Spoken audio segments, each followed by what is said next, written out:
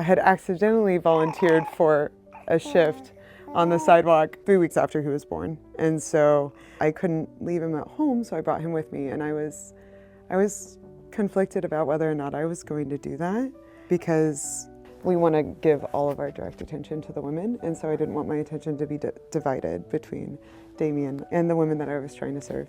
And then the second thing is that the abortion clinic is a place of great evil. And so I usually avoid bringing my children there. But I couldn't leave him at home. And so he came with me in the carrier. And I had decided that I was mostly going to pray that day and not advocate very much. I was walking around praying with my friend Adrian. We saw a car drive in, and then two of the sidewalk advocates were speaking to this couple, gave them some literature, and they weren't interested. Then they walked around the corner.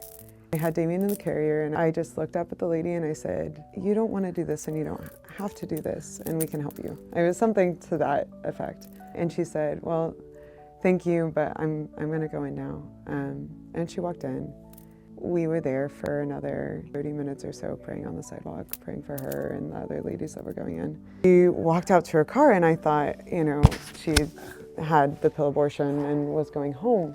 She gets in her car. Her husband drives up really slowly to us, rolls down the window, and says that she saw Damien's hand and she couldn't do it. So I think that's the best, most joyful moment we've had on the sidewalk.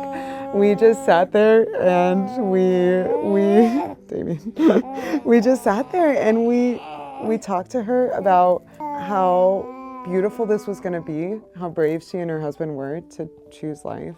Gave her some resources for going home. They were driving south about 3 hours from us. Their faces were just glowing with joy, kind of like Damien, It's so good to know that one more person exists, because I decided, to go out there, and that God encouraged me to go out there even when I thought I couldn't.